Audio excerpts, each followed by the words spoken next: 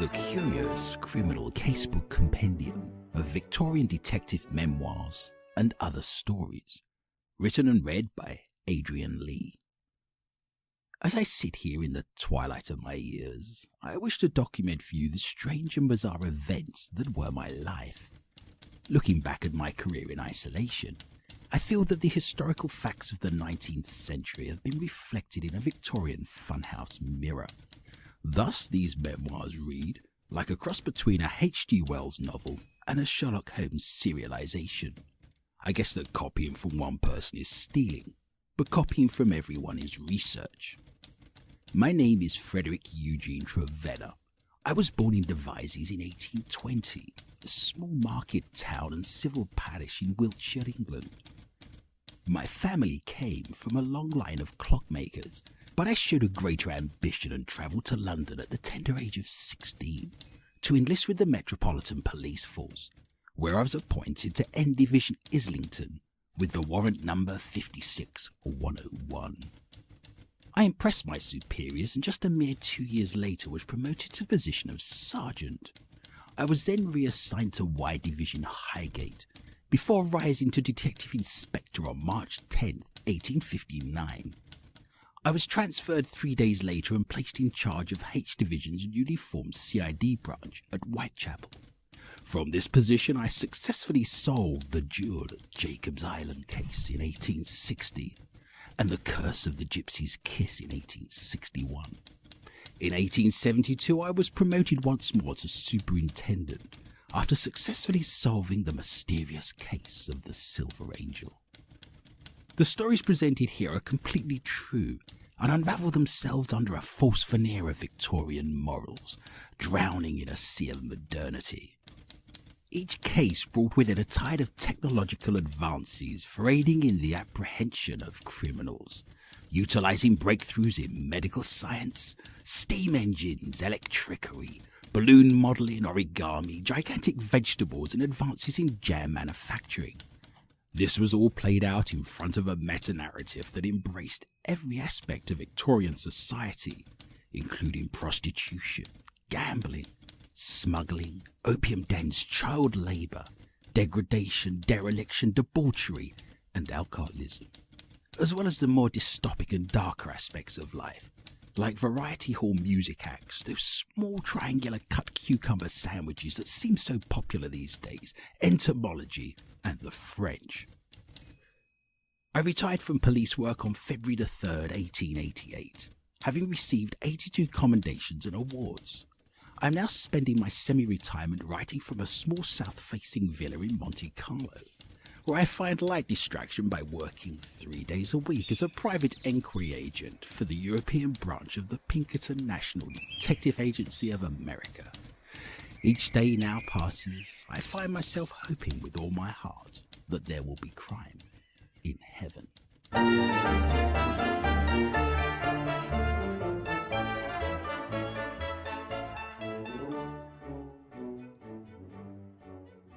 The duel at Jacob's Island.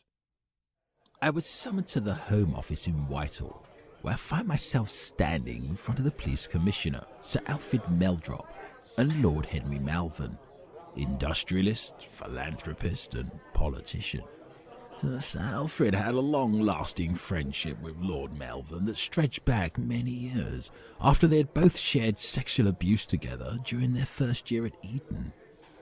The rise in illegal activities among the working classes had begun causing consternation for the lawmakers. Reprobates and rogues in hovels and rookeries all over the East End of London were gambling on all manner of activities, from snail racing to arm wrestling. I was asked to put my foot down and show a firm hand.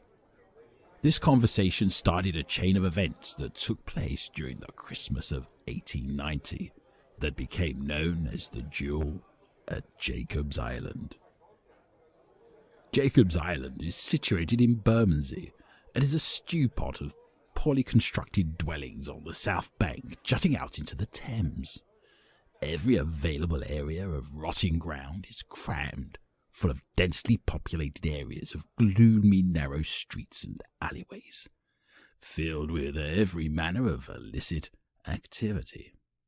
The only reason you would venture over the gantries into this world would be to break the law. Before investigating this sodomistic squalor, I nipped into my potting shed to retrieve an old gardening overcoat and my working trousers. This would at least allow me the benefit of not drawing attention to myself as I entered into the abyss.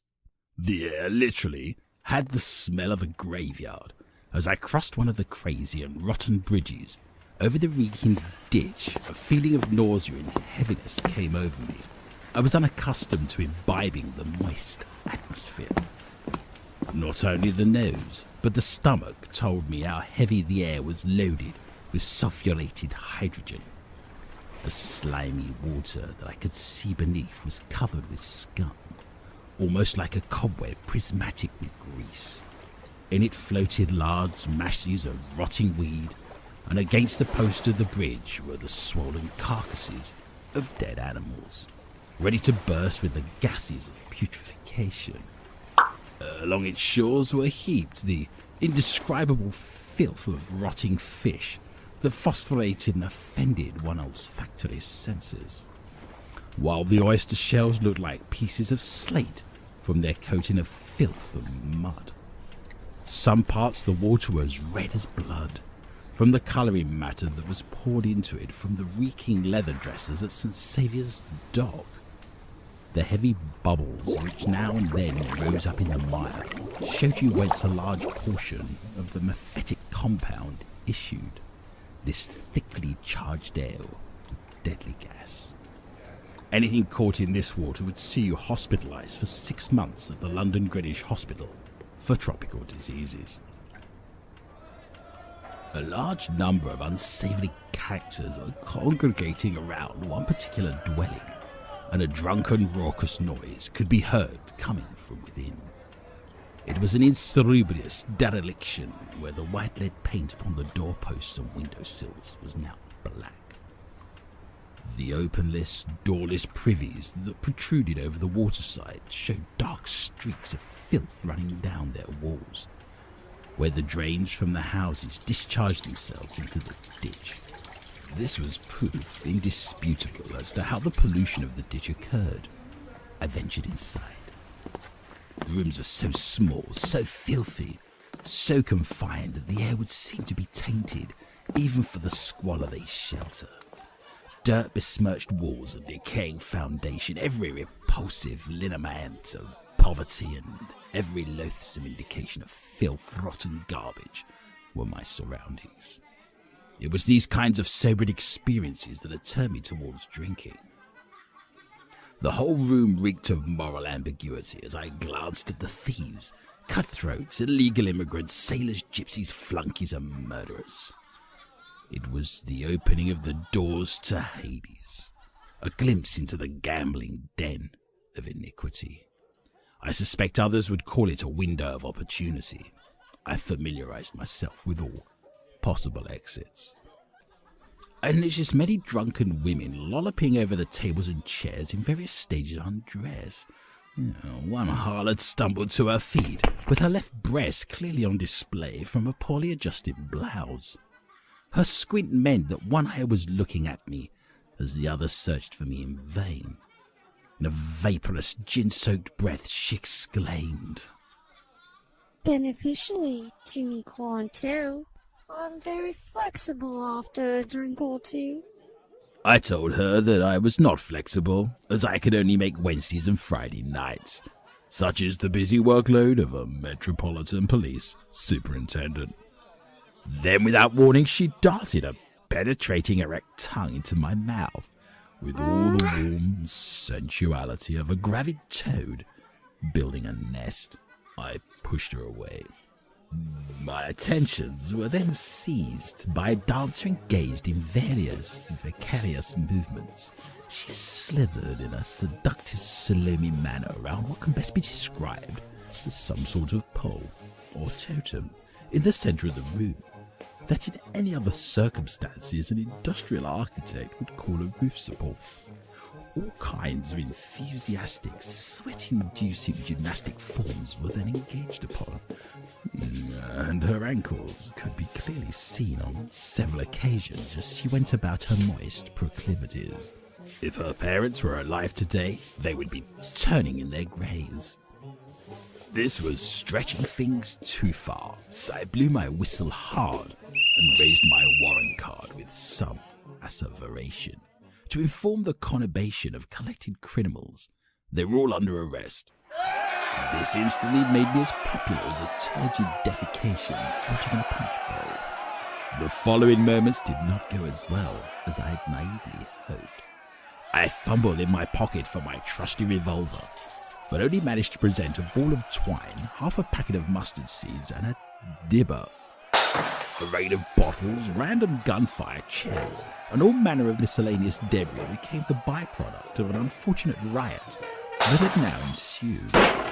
The equipment to be able to securely tie a leggy sweet pea or make a 3-inch hole for a bulb left me sadly deficient in the tools required to quell such events.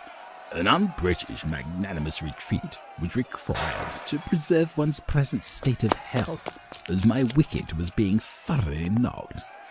I quickly threw my overcoat upon the dancer to protect her from the onslaught, and made swift my exit with her bundle under my arm. It is these kinds of exciting incidents that makes my day rise above the normality of a boring standard framework of what society deems a necessary constant. We ran with all the smedum we could muster as the distant sounds of the Alagrugus hullabaloo drifted and dissipated into the night air. We finally came to a halt in the sanctuary of George Row. I asked the breathless dancer what sensuous, melodious name the good Lord had seen fit to bestow upon such an Aphrodite of feminine utopia. She replied, "It's Edith Muggle!" and then darted into the darkness of the night. I waited for a carriage to take me north of the river. I was invited for afternoon prandial at the home of Lord Malvern the following day to discuss my findings. He owned a palatial hunting lodge in Richmond Park. I started by describing how the toilets in the rookery appeared to embrace all of the modern convenience of a functional, easy-to-use, open-air facility that employed a constant running water removal system that most Londoners would refer to as the Thames. Sir Meldrum informed me that this was very common, so I apologised and repeated the sentence, replacing the offended word toilets with the more acceptable term lavatories. It was Lord Malvern's belief that the influx of illegal foreign nationals, who were taking advantage of the stretched resources of the London port authorities, were the ones responsible for the increase in lascivious behaviour. He added that they were also smuggling all kinds of strange foods and introducing all manner of unorthodox customs into our cultural spectrum, diluting irrevocably the British way of life, a canker between the toes of Britannia herself. I, for one, did not want to see our traditional English Christmas fairs soiled with the addition of substandard foreign imported comestibles from far-flung countries of the second and third world. I was not about to sit idly by and watch my traditional turkey dinner with roast potatoes and cranberry sauce, accompanied afterwards with a few bars of Silent Night, a fat cigar, and a glass of port, messed around with by alien imports and strange foodstuffs from foreign countries. I was told sternly by Lord Malvern that the time for talking was over, and that he wanted to see action taken with the strong arm of the law feeling the collar of the criminal underclass. He informed all concerned that we would no longer be working with rhetoric and cliches, as this was all water under the bridge now. No more platitudes. Sir Meldrum shook my hand and ushered me out of the room, as I thought long and hard on why a small Australasian water-based mammal with a beaked face should not specifically take part in any of our plans. It would certainly not hinder them in any way. I briefly passed Lady Prudence Melville on the way out, who was tending to her winter roses in the glass house on the south terrace. I went looking for Edith. It did not take more than an hour of trawling around the egregious grouts of the bottom of humanity's teacup that were the dollymops of Bermondsey before I found her. She was on the corner of Roper Lane and Druid Street, stood like a sprockled wretch, rolling tobacco around her mouth like a ruminant with a belly full of cud. She was in the company of a covey of other unfortunates, looking to engage random passers-by in a threepenny upright. Her face kicked out into the mizzle of a miserable Monday morning malaise from the grubby bundle that was her bonnet. She recognized me and offered me her chewing tobacco. I accepted as a sign of my good intentions and proceeded to spend the rest of the day fiddling with my teeth, excavating and picking like an archaeologist manoeuvring around an artifact on an ancient burial site, as she recounted the tales of her youth. I took her to a tea house in Clink Street, where she warmed her hands around the strongest of black teas. Her story was a sad, tragically familiar one, told with a distracting sibilation as a single chipped front tooth created a whistling delivery. No doubt some sort of asinine jape surrounding the amusing homophonetic theme of organ grinding would normally be inserted firmly at this point for the reader's leisure. But my experiences of the last 24 hours left my sense of humour thin. She had been led astray at a tender age by the family reverend who had poisoned her mind. A figure she trusted and recounted inappropriate bedtime stories after giving her a good tucking in. Jake the vicar was on the surface a valued member of the Whitechapel Church diocese. The size of his tabernacle was said to be very impressive. He would visit Edith's family on Hamlet Street as he worked nearby as a butcher's assistant, to court the affections of Edith's elder sister Gladys. She was not overly enamored with the young man, but the extra sausage he regularly slipped her was much appreciated during lean times, until she grew weary of his advances and broke it off. I just started reading the serialized version of Great Expectations, so tales of poverty and degradation were fresh in my mind. I broke from my thoughts and said, "Do you like Dickens?" Most definitely. But you'll have to pay, like everyone else. Edith was my only way in. Somebody on the inside that could get me to the big players in the gambling circle. If I penetrated their most intimate ring, I could make a big splash with a series of impressive arrests. Edith agreed to help me, and it was not long before I was afforded a table in the rookery for the purposes of illegal gambling. I found myself back at the scene of the riot, but this time heavily disguised and without my gardening implements. I handed over my gambling money and saw it replaced with a fistful of specifically weighed assorted pulses and dried beans. This was to be the equivalent of casino chips, the kind I had seen used in the newly opened gambling establishments that had cropped up around the harbour in Monte Carlo.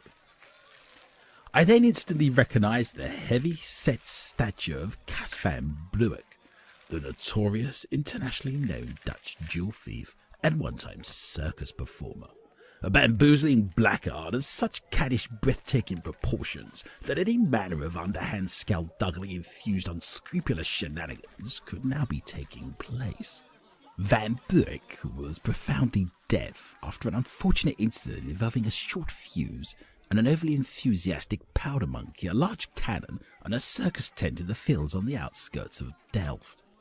After the accident, he established his own clown shoemaking business, which was no small feat, but turned to criminal ways after he discovered his deafness allowed him the ability to sensitively feel the combination of bank safes, as his lack of hearing heightened his other senses. 3 criminals sat around Van Bluick and gave the group a collective of 23 tattoos, 34 fingers, 6 eyes and 7 legs, all bound together with a common aroma of other people's possessions. They would value their ill-gotten gains as much as their own internal organs, so playing any kind of gambling game could prove dangerous. We were to be playing 10-trick Tommy in prison, not to be confused with Dead Man Running, where the lima beans actually retain their face value, and the winner is decided after 15 tricks. We were using the traditional Strathbury weight rules over the modern abridged Duke of Argyll variation. I am informed this is unpopular amongst sailors due to the restricted playing area on board their sailing vessels. The game started fast and I played an aggressive hand by using the relatively unknown Perenenko attack. This saw me lay down a run of 3 split peas, which instantly reversed the order. Split peas are normally wild on the first draw of 12. This beat a pair of Adzuki beans. They only represent one-eyed jacks during the initial rotation. Having trumped the first round, I now drew only 6, so I decided to lead with a solitary mung bean, and folded early.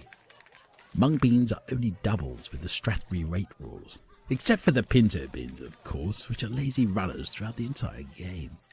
I was now ascending for the 3rd round, and we went with the cautious Latvian defence, consisting of 2 Bambara groundnuts. I decided to consolidate my early advantage. The night proceeded at an even pace, with dry goods being swapped with vulgar regularity. After 2 hours, we arrived at the 12th and final round. I saw Van Bruick's pea and raised him a black bean. I was feeling confident with a 3 Bolotti and 2 butterbeans. I put everything I had into the middle of the table. Van Bruick shifted uneasily in his chair as he looked to the hill of beans. He then broke into a grin like a knife drawer being opened and presented to the room 5 cannellini. A straight flush of cannellini is a rare hand indeed. I'd only seen it once before in my youth when I stayed in a bordello in Tangiers whilst recovering from dengue fever. My pot was now empty, and his pot looked like a 12-bean casserole. I left the table without a chickpea to my name, feeling like I'd been thoroughly mugged by the leguminous brothers. I walked away from the scene of my depulsing and ventured back into the bar area. Then, with barely enough time to think, the most extraordinary thing happened. It was one of those rare occasions when the air evacuates from your lungs and you are left questioning your own visual perception through the shimmering dancing starlights that have seen fit to occupy your vision. I wanted to reject this version of reality and replace it with my own, because there, in the middle of the crowded bar, dancing atop of a raised wooden plinth and adorned in just a string of roses, was Lady Melvin. And I will inform you now that her flowers were certainly large and showy. Then a second wave of incredulity hit my damp sand of reality, presented in her belly button plumb in the middle of Lady Melvin's silky, pallid, milky white, sensuous stomach, shining red and gloriously rubious, was the infamous Queen of Burma. A 25-carat ruby stolen during the Hatton Garden heist of 1858, and until this very moment had been missing. Now it was brazenly on view like the Japanese flag under our very nose. The brightest, most valuable Queen of Burma was mined in the Mogok Valley of Upper Myanmar, in the northern state of Kachin, during the Kombang dynasty. Its pigeon blood-red saturated brilliance was caused by an unusually high presence of chromium and aluminum oxide. This combined richly with its exceptional transparency, facilitated by its unusual lack of rutile inclusions, to make the stone legendary. Its whereabouts had been a mystery and a topic for speculation with crime writers and journalists worldwide.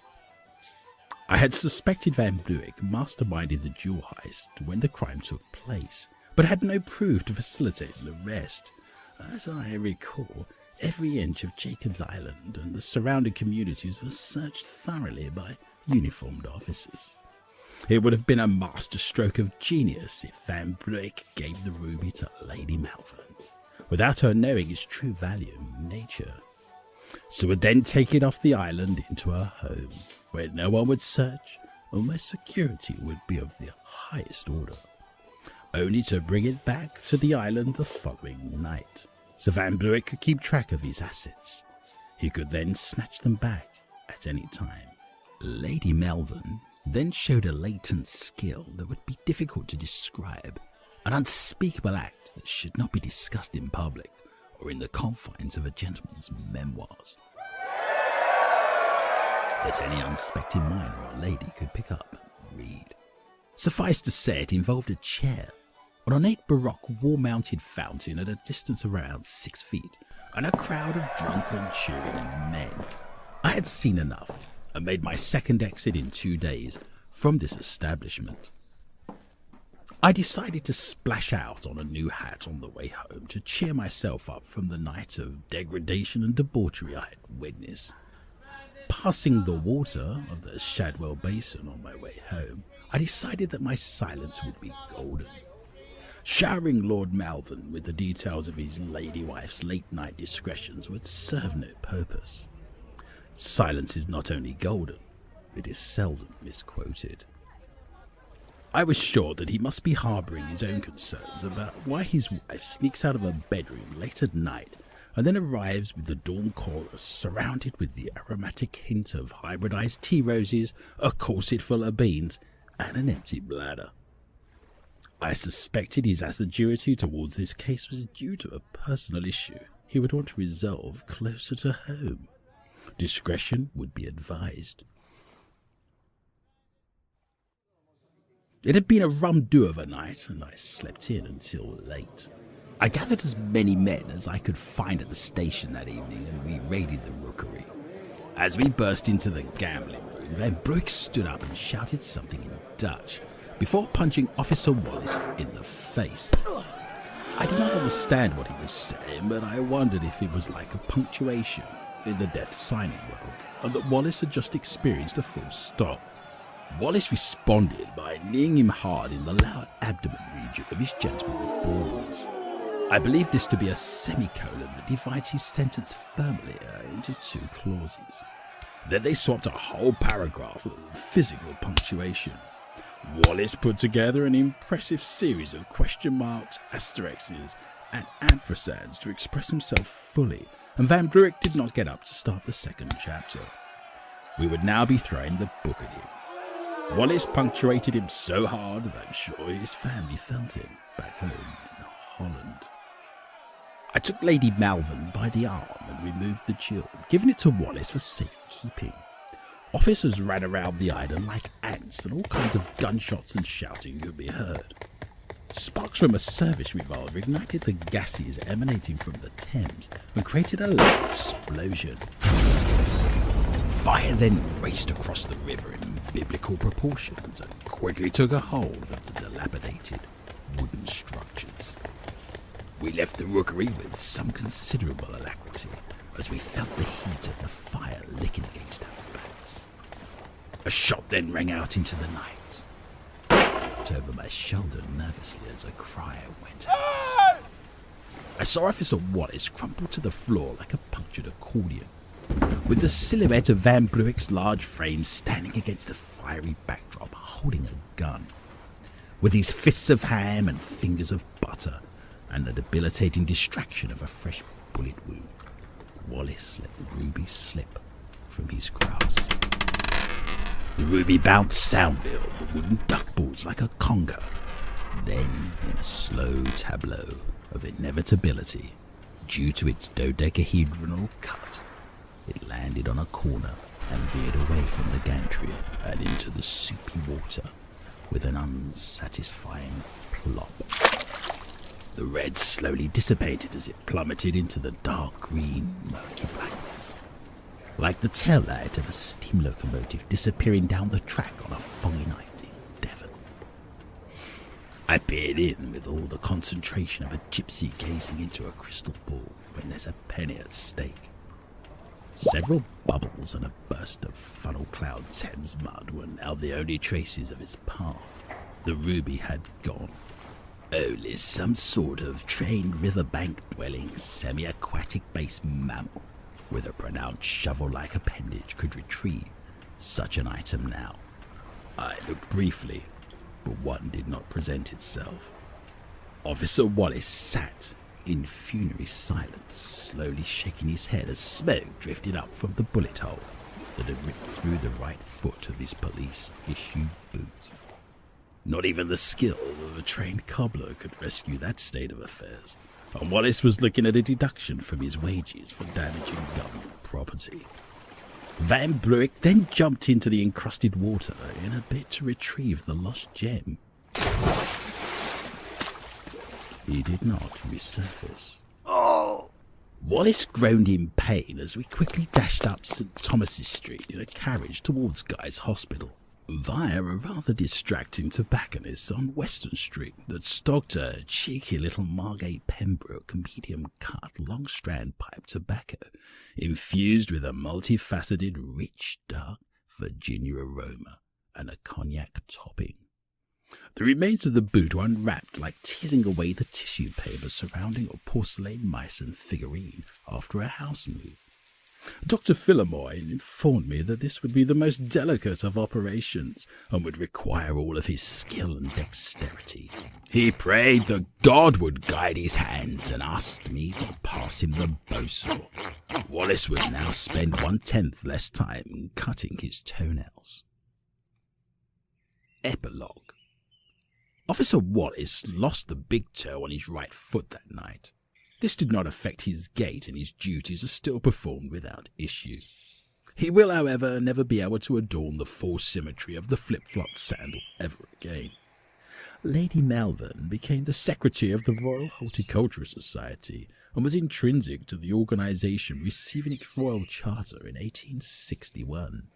After Lady Malvern impressed Prince Albert with a formal dinner by revealing her chinesis against the west wall of the Rose Garden, in between the fish and the mead course.